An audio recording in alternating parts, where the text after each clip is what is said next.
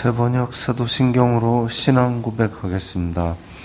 저는 전능하신 아버지 하나님 천지의 창조주를 믿습니다. 저는 그분의 유일하신 아들 우리 주 예수 그리스도를 믿습니다. 그분은 성령으로 잉태되어 동정녀 마리아에게서 나시고 본디오 빌라도에게 고난을 받아 십자가에 못 박혀 죽으시고 장사된 지 사흘 만에 죽은 자 가운데서 다시 살아나셨으며 하늘에 오르시어 전능하신 아버지 하나님 우편에 앉아 계시다가 거기로부터 살아있는 자와 죽은 자를 심판하러 오십니다. 저는 성령을 믿으며 거룩한 공교회와 성도의 교제와 죄를 용서받는 것과 몸의 부활과 영생을 믿습니다. 아멘. 거룩하신 하나님 아버지 감사합니다. 간밤에도 편히 쉬게 해주시고 새벽에 기도하는 자리에 불러주시니 감사합니다. 이 시간 저희들 마음 중심으로 주님을 경외하게 하여 주시옵소서. 예수님 이름으로 기도드리옵나이다. 아멘. 찬송가 305장입니다.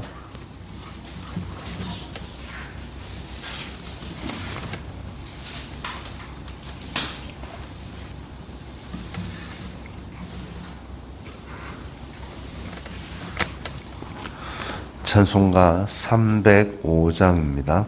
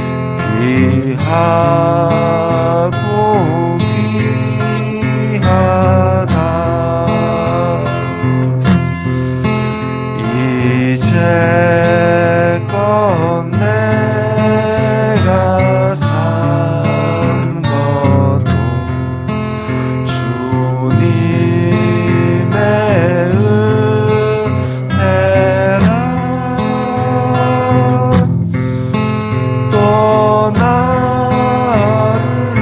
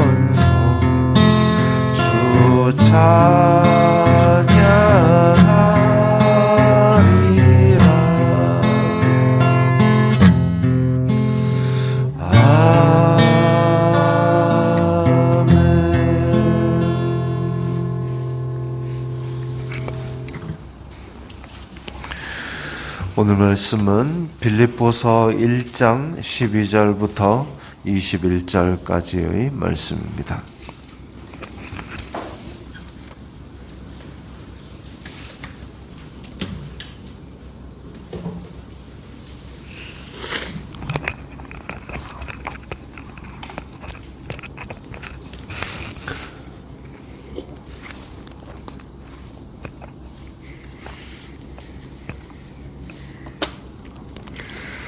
빌립보서 1장 12절부터 21절까지의 말씀 함께 읽겠습니다. 형제들아, 내가 당한 일이 도리어 복음 전파의 진전이 된 줄을 너희가 알기를 원하노라. 이러므로 나의 매임이 그리스도 안에서 모든 시위대 안과 그 밖의 모든 사람에게 나타났으니 형제 중 다수가 나의 매임으로 말미암아 주님 안에서 신뢰함으로 겁없이 하나님의 말씀을 더욱 담대히 전하게 되었느니라. 어떤 이들은 투기와 분쟁으로, 어떤 이들은 착한 뜻으로 그리스도를 전파하나니 이들은 내가 복음을 변증하기 위하여 세우심을 받은 줄 알고 사랑으로 하나 그들은 나의 매임에 괴로움을 더하게 할 줄로 생각하여 순수하지 못하게 다툼으로 그리스도를 전파하느니라. 그러면 무엇이냐? 거칠애로 하나 참으로 하나 무슨 방도로 하든지 전파되는 것은 그리스도니 이로써 나는 기뻐하고 또한 기뻐하리라. 이것이 너희의 간구와 예수 그리스도의 성령의 도우심으로 나를 구원에 이르게 할 줄 아는 고로 나의 간절한 기대와 소망을 따라 아무 일에든지 부끄러워하지 아니하고 지금도 전과 같이 온전히 담대하여 살든지 죽든지 내 몸에서 그리스도가 존귀하게 되게 하려 하느니 이는 내게 사는 것이 그리스도니 죽는 것도 유익함이라. 아멘. 12절에 형제들아, 내가 당한 일이, 이 당한 일이라는 거는 이제 감옥에 갇힌 겁니다. 감옥에 갇힌 것은 도리어 복음 전파의 진전이 된 줄을 알아라. 보통 우리가 지도자가 감옥에 갔다 그러면 그 활동이 위축될 수밖에 없습니다. 그런데 바울은 오히려 그것이 복음 전파의 진전이 되었다. 복음 전파하는데 도움이 되었다라고 그렇게 이야기를 합니다. 그리고 이러므로 나의 매임이 그리스도 안에서 지금 이렇게 잡혀온 것이 유대인들이 고발을 해가지고 사도 바울이 유대인에게 진 것이 아니라 이 모든 것이 예수님께서 다 인도하셔서 지금 로마에 있는 감옥까지 왔다라고 선언을 하고 있습니다. 로마에 진 것도 아니요, 유대인에게 진 것도 아니고 오직 예수님께서 인도하신 대로 온 것이니까 복음 전파에 도움이 되었다고 빌립보 교회에다가 이야기를 합니다. 슬퍼하거나 또 위축되지 말고 나 지금 온 것은 예수님께서 인도해서 여기까지 온 거예요. 오히려 복음 전하고 있어. 그 얘기를 하는 겁니다. 실제로 사도행전 28장에 보면 2년 동안 로마에 있으면서 찾아오는 많은 사람들에게 복음을 전했다. 이렇게 돼 있고 2년 이후에 그 원고 로마 황제에게 고발했던 유대인들이 나타나지 않아서 로마에서 풀려납니다. 풀려났다가 다시 선교 여행을 하는 중에 잡혀서 이제 로마에 가서 순교를 하게 되죠.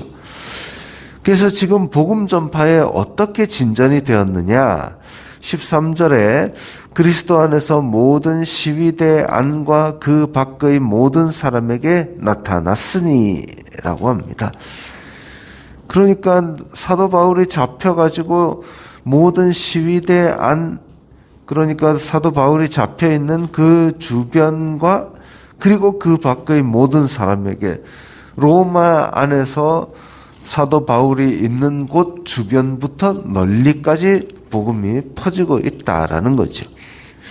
2년 동안 그렇게 찾아오는 모든 사람에게 복음을 전했다 되어 있습니다.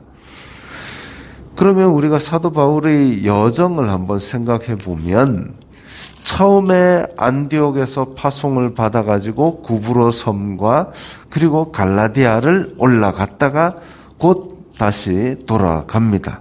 1차는 그랬죠. 2차는 육로를 통해서 비시디아 안디옥까지 올라갔다가 루스드라 더베까지 갔다가 그 위로 쭉 올라가서 드로아에서 빌립보로 넘어와서 그 다음에 아테네, 고린도 갔다가 돌아옵니다. 좀 더 넓어졌지요. 그리고 3차는 이제 에베소를 거쳐서 다시 빌립보를 거쳤다가 다시 그 길로 돌아와서 안디옥으로 돌아옵니다.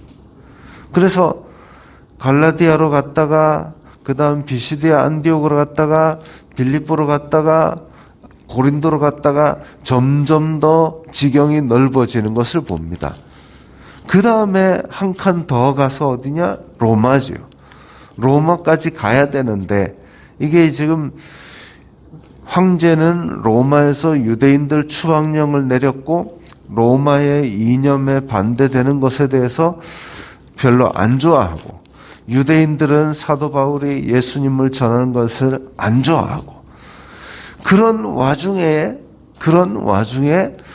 이 생돈을 들여가지고 지금 시리아 안디옥에서 로마까지 가는 게 쉬운 게 아닙니다. 유대인들은 사도 바울을 죽이려고 뭐 결사대까지 조직하기도 하고 그런 와중에 또 이제 뭐 산적도 있고 여비도 많이 들고 그런 와중에 로마 군인의 경호를 받으면서 안전하게 공짜로 로마에 입성하게 되는 거죠.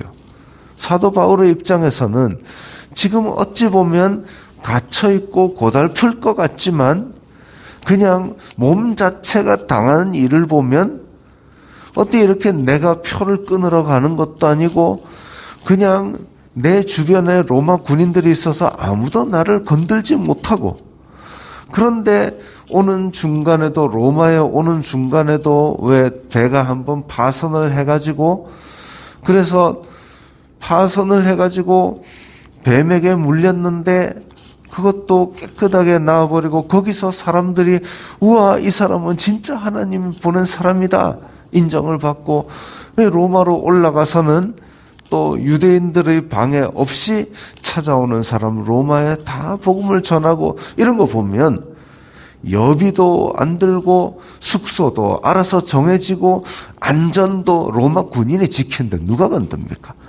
공짜로 경호받으면서 로마에 입성해서 마음껏 로마 한가운데서 복음을 2년 동안 전할 수 있는 기회가 생긴 겁니다.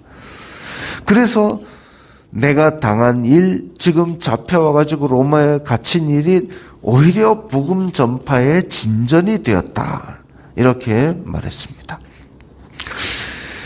우리가 한 번씩 보면 우리가 겪는 일들에 대한 걱정으로 우리가 겪는 일들에 대한 걱정으로 우리의 마음이 안 좋을 때가 있습니다.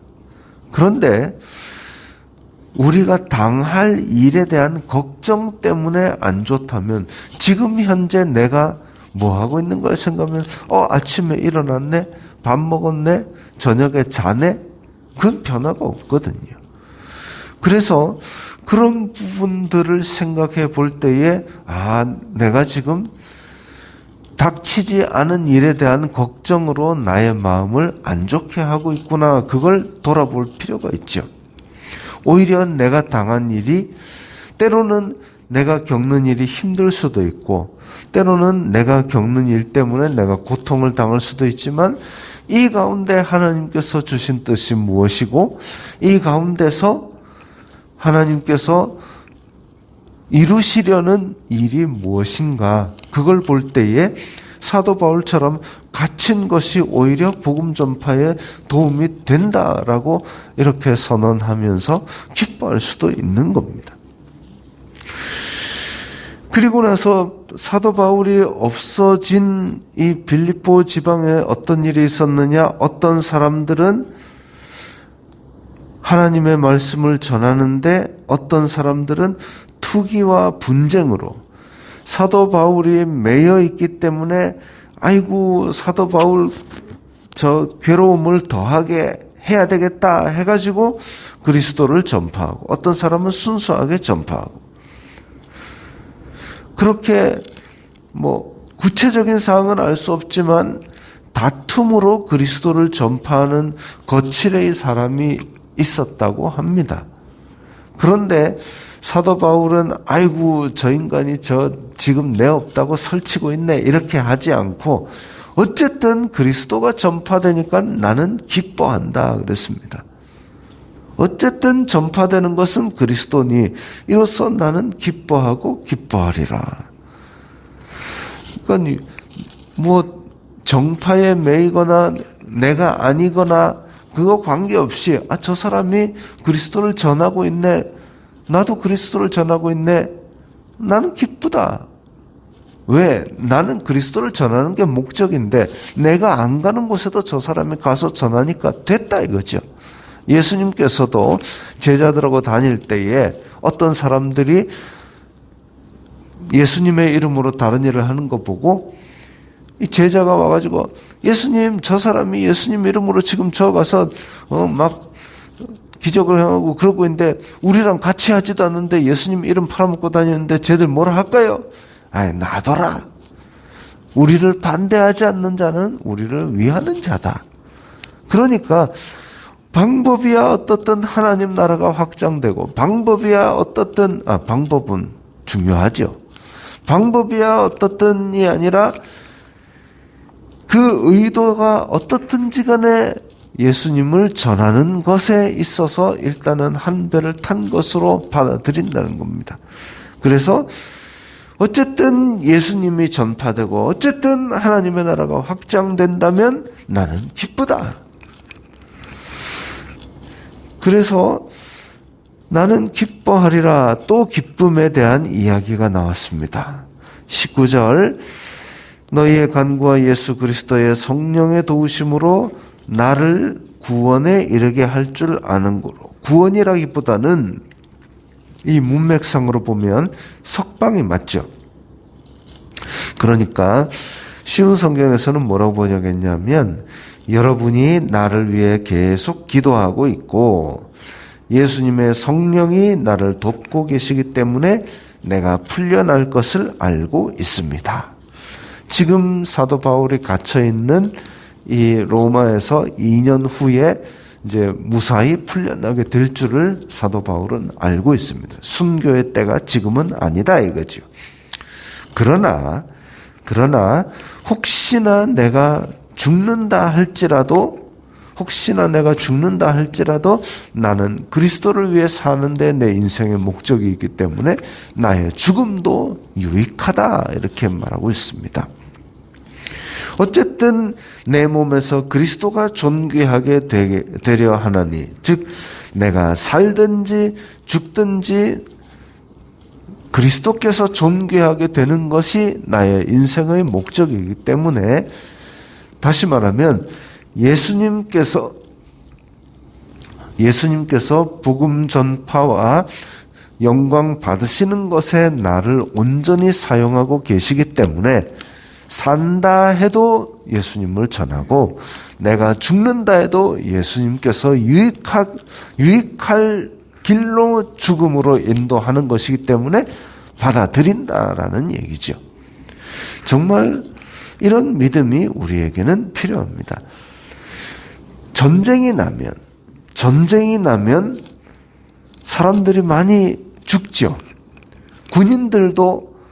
군인들이 나는 이 전쟁에 살아남을 거야 라는 확신을 가지고 전투를 참여하러 가는 사람 거의 없을 겁니다. 혹시나 내가 죽는다 할지라도 내가 가서 적을 한 명이라도 막아내야지 이 전투가 승리를 한다. 이것 때문에 가는 거지. 나는 절대 살아남을 거야. 이렇게 가는 사람은 없죠. 내가 혹시나 죽더라도 내가 이 나라를 지키기 위해서 내 임무를 다한다. 이 군인들의 사명인 겁니다. 사도 바울이 그런 거죠. 이 영적인 전투의 일선에서 어쨌든 예수님께서 예수님의 복음을 전해야 되는데 내가 살 수도 있고 죽을 수도 있지만 내가 죽는다 할지라도 이 일이 유익하기 때문에 나는 간다. 인생의 목적을 뚜렷이 가지고 있기 때문에 이 목적을 위해서 이 미션 달성을 위해서는 내가 살든지 죽든지 어쨌든 간다 이거죠. 인생의 목적이 뚜렷하면 그 뚜렷한 목적을 향해서 달려가는 발걸음도 굉장히 힘찹니다. 어디로 달려갈지 모르는 사람은 발걸음이 주저할 수밖에 없죠. 사도 바울은 그러했습니다. 인생의 목적이 내 몸을 통하여 그리스도께서 존귀하게 되시는 것이기 때문에 나는 죽든지 살든지 간다. 개는 짖어도 기차는 간다. 그런 믿음을 가지고 있습니다. 우리도 그렇죠. 인간의 제일 된 목적은 하나님을 기뻐하고 영원히 그를 즐거워하는 것입니다. 그래서 우리가 하나님을 영화롭게 하는 데 대해서 목적을 가지고 예수 그리스도를 전하는 삶을 산다면 우리 또한 살든지 죽든지 초월하여서 주님의 인도를 따라 살고 있음을 고백하고 기뻐할 수 있는 것이죠.